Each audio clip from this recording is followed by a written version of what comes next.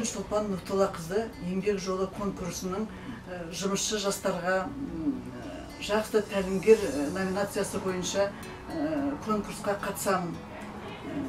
Менің қатысу себебім күтім жөніндегі әлеуметтік қызметкерлерге жақсы сапалы еңбек ету, сапалы жұмыс істеу, өздерінің жұмыстарын жақсы биік деңгейде көрсетуін қадағалап отырамын.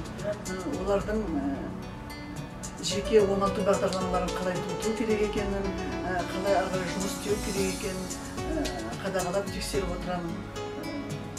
Олардың мақсаты балаларды жақсы қадағалап, балалардың қабілетіне қарай, балалардың өздерінің диагноздарына қарай жақсылап жоспар құру. Сол жоспар бойынша өздері қадағалап жұмыстарын істеу. Сол жұмыс бойынша 90 сайын жұмыстарына мониторинг жасап отырады.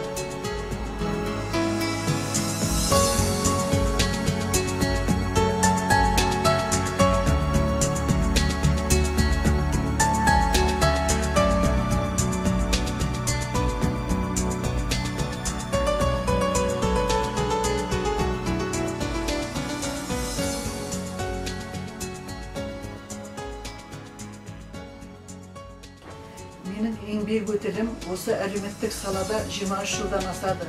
Мен үшін дауыс беріңіздер.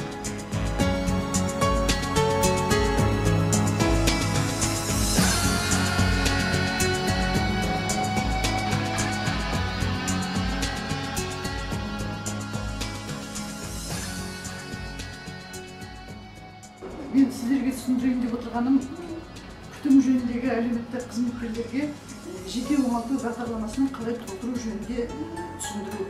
Ары қарай сіздерге әлеуметтік қызмет алушылармен қалай жұмыс істеу керек екенін, әлеуметтік қызмет алушылармен танысып, балалардың диагнозына қарай, балалардың қабілетіне қарай, бейіміне қарай барлығын тексеріп, баламен сөйлесіп, ата-анамен сөйлесіп алғаннан кейін, баламен ары қарай қалай жұмыс істеу керек екенін біліп алғаннан кейін 10 күн қадағалайсыңыздар.